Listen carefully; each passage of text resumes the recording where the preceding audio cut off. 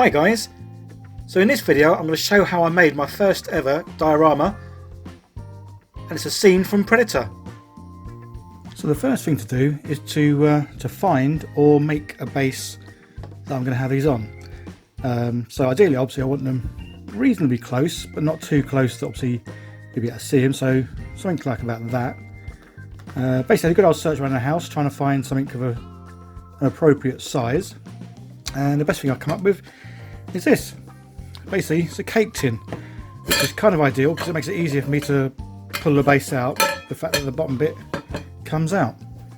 And just to check that everything sort of fits in, roughly position them kind of how they're going to go. Obviously he's going to be sort of like near the front, he's going to be middle to the back, then obviously I'm going to build the background behind him. So yeah, that kind of fits out well. And then what I'm going to do to make the base, I'm basically using this 2-part liquid plastic. So obviously you mix these together, leave them, and then they go hard. Well, turn into plastic basically, which is good. So it's 2 parts of this to 1 part of this. This is a different one to the one I used before. The one I used before obviously made these white plastic bits. This one is a clear resin, and I bought this mainly because I wanted to make obviously like clear water, well, as you'll see later on in this video. So this one goes clear, but the problem with that is, or not necessarily the problem, but with this one it takes a good 12 to 16 hours to cure, and basically by cure I mean go hard. Whereas this plastic white one, this literally goes hard in about 20-30 minutes. So I'm going to make this up, but then obviously I've got to leave it overnight to then do any more with it, and so this will come out clear plastic as opposed to this, which is quite good because I am looking at making possibly a clear one of these when he turns into his camouflage. So that'd be quite good, and that'll be in an upcoming video if I can get around to making it. So yeah, so these are what I'm going to use for the base. So I start by measuring out the parts, using the scales to get it exactly right. And then it just needs a good mixing to get the 2 parts thoroughly mixed together. This one also requires a lot more mixing than the other one. The other one you can just mix for about 20-30 seconds. Whereas this one, they advise, well, about 5 minutes of mixing really. Okay, so I didn't quite feel like the stick was really stirring it in. Unlike the other liquid plastics that I've used, obviously this is all the same colour. So it's a bit difficult to see when it is thoroughly mixed. With the others, one's normally a different colour, the hard one's normally different, the one that's a different colour. And then you can tell when you've mixed it in, it changes the colour of both the materials. Whereas this one being clear, it's a bit harder to see, so that's why I'm now using the fork to help stir and mix it all in. Okay, so now it's thoroughly mixed in, we'll pour it in the tin. I wasn't too sure how much to make, so I wasn't sure how thick I was going to have the base. But what I can do is any that's left over, I will use to make more parts. Alright, I think that's kind of it. I don't want the base to be too thick, so obviously it's going to have more layers on it. So yeah, so I could have made up half the amount I actually made up, but that's fine. Don't have too much and know that I've got it done. So yeah, so we'll leave that, and then what we can do is we gently put that to one side. I say that we now have to leave for a good 12 to 16 hours, but I have got obviously loads of other little bits that I can be filling in just to make some more spares. So obviously I've got 2 different types of bases. I've got this one which has got the texture on it.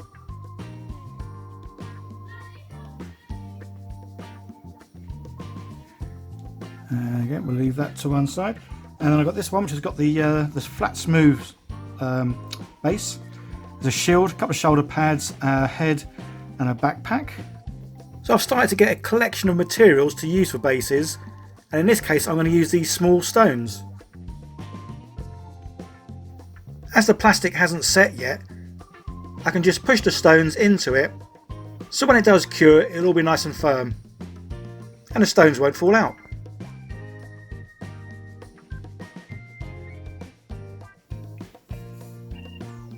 Okay, so there we go, the base has come out pretty cool. I like the fact that the stones are sort of interlocked into it.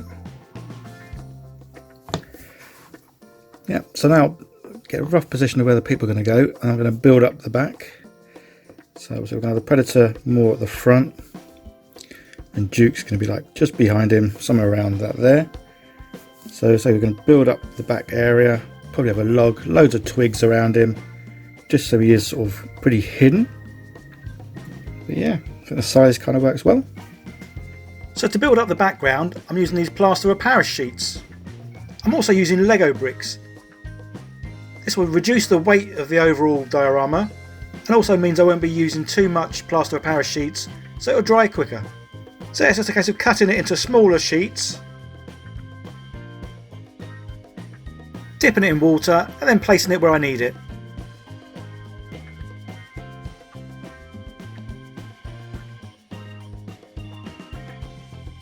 And then I just build it up with several layers.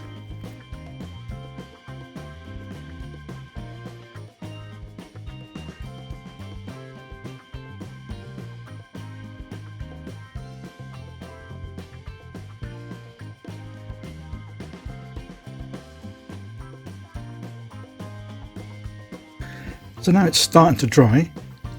I can now do another little layer. Again, we'll get my figures in just so I can roughly see how it's going to look.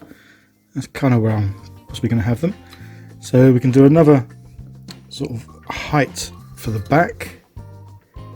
Again, just to give this a bit more depth and a bit more variety.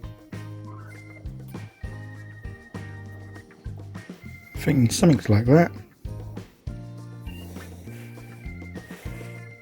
Yeah, that'll do. So now I can use my plaster of Paris strips again. I've still got loads cut up, and the water.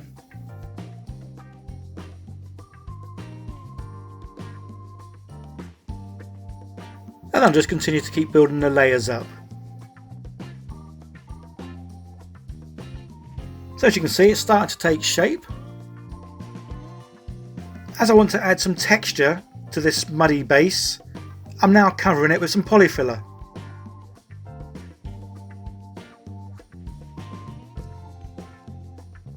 This way I can put my figure into it as though he's sinking into the mud.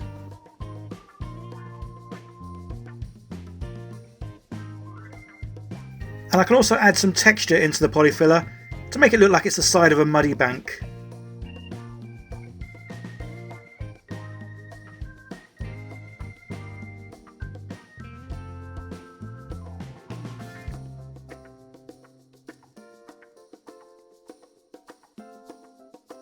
I was using several reference photos for this little scene, and in them it shows Dutch having this little vest on. Once it's cut, I can then just glue the bits on. As I'm making the Predator hold his mask, I'm using one of my spare figures that I cast, just so I can cut the mask off of it.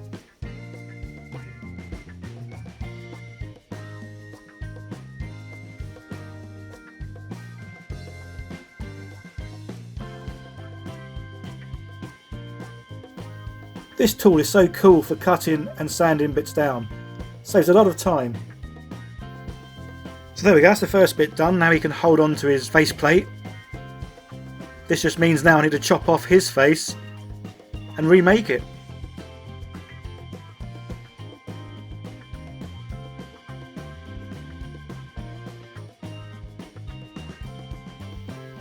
Again, using reference pictures makes it so much handier and easier to follow. I'm using milliput to sculpt his face with, as it's easy to use and you have plenty of working time before it cures and goes hard. So I've already stuck on half a skeleton face onto him, as this gives a great start, and I love the fact that the eyes are really recessed, just like the real Predator picture in the background there. So the first thing I did was got the milliput firmly on his head, and then using the tools try to make the hair extensions go onto the new bit. And then it's just a case of recreating what I see in the photograph on his head.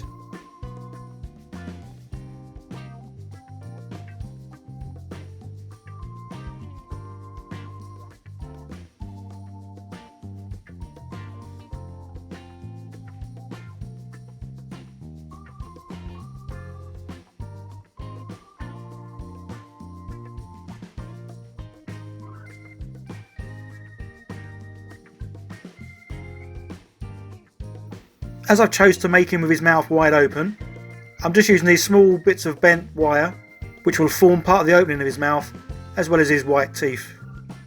This was a little bit tricky as the bits kept falling off before the glue had time to dry. So just with perseverance I got there in the end. So he's not looking too bad now. Just need to fill in a few little bits where his teeth are with an extra little flap of skin for his mouth. Again, this was quite tricky as it's such a small little piece that I'm trying to recreate. But again, perseverance, keep trying, get there in the end.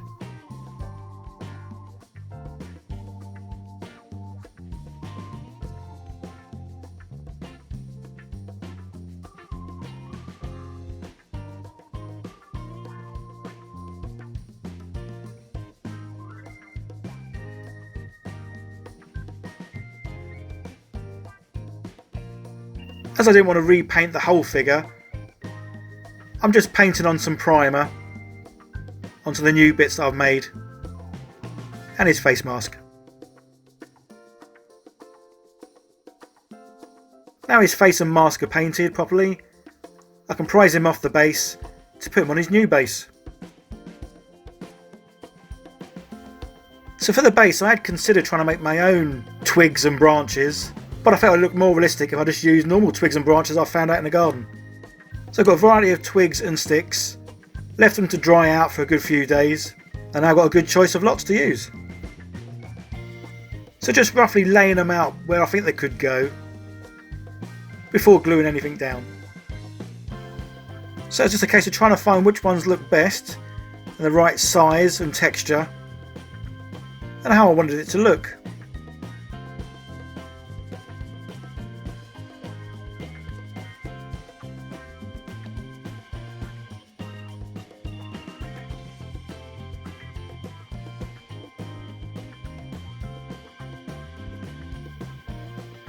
So for this the hot glue gun seemed the best bet rather than using super glue.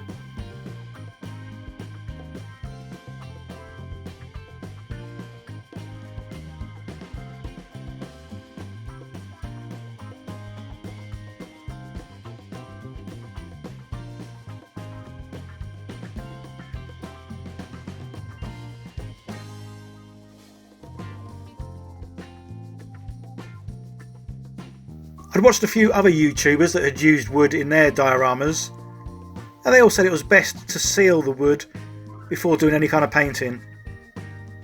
So I'm just painting them with a PVA glue that will sink in and seal it, making it ready for painting.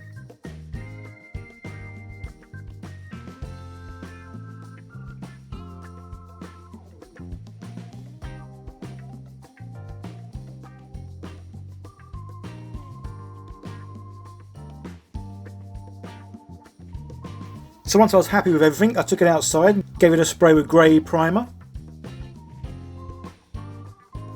And so far I'm pretty pleased with how it's all come out.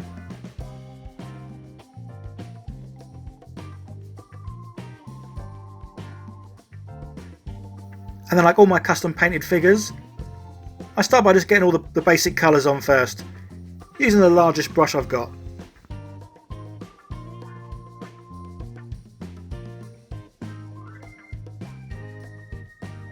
So there's only a few colours really used for this diorama.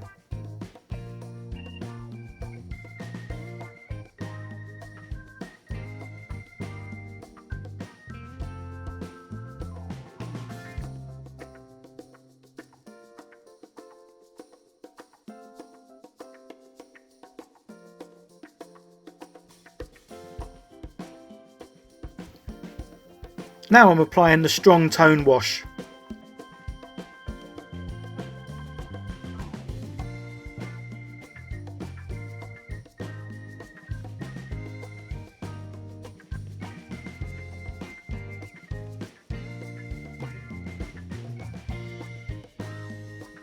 So a bit of texture and a bit more colour into the diorama.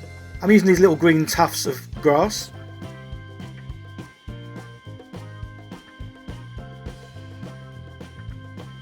So these long strands of grass will be used in the underwater bit.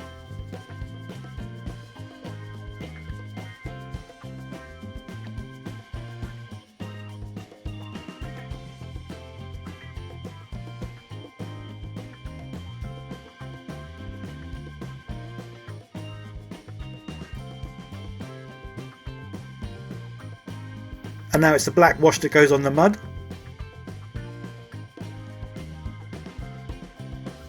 So this gets into all the nooks and crannies and just adds a bit of texture and shadow in the...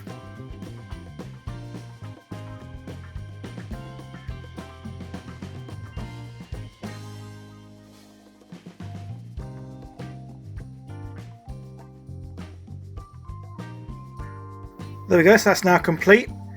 Now I can pop it back in the tin and add the water feature.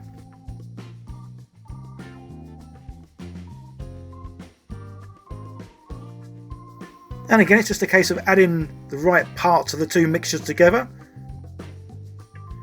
Giving it a good stir for 5 minutes. But this time I've added a little bit of the strong tone wash into the mixture, just so it's not crystal clear, a murky, muddier look.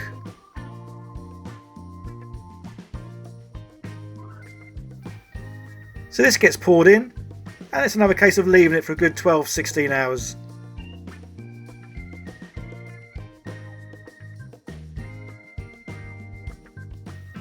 And there we go, it's come out pretty good, I'm pretty pleased. There's a few air bubbles left in it, but as I don't have any sort of like vacuum pump to suck out the air, I'm just going to have to live with these few little bubbles. I've added some more filler to the back just to make it look a bit nicer and neater. And that's just a case of giving it a good sand down, make it all nice and smooth.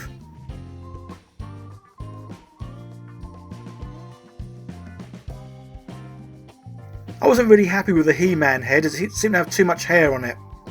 And the only other head that I had I'd already used on the Rogue Trooper figure.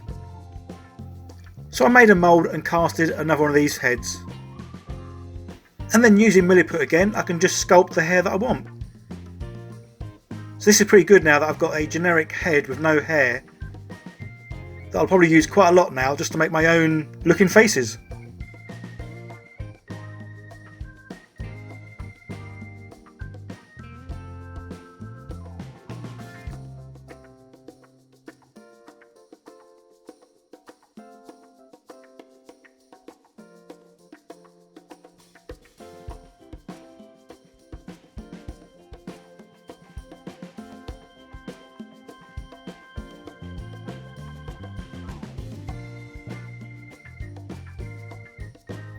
So now it's almost done. I'm just using some very fine sandpaper just to smooth out the edge of the diorama.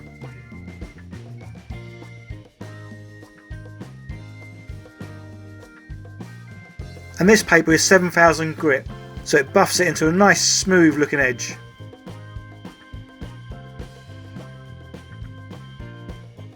I'm definitely pleased with how it came out and can't wait to start making some more. If you have enjoyed the video, don't forget to hit that like button and leave some comments below. Let me know what you thought of this video and what you might want to see me do in the future. If you are new here, don't forget to subscribe and turn on the notification bell just so you get informed of when my videos come out. If you are able, guys, it'd be great if you could share this on Twitter, your Facebook page or Facebook group, Discord and Reddit. That'd be awesome. Here's another video you can click on to see more of what I do.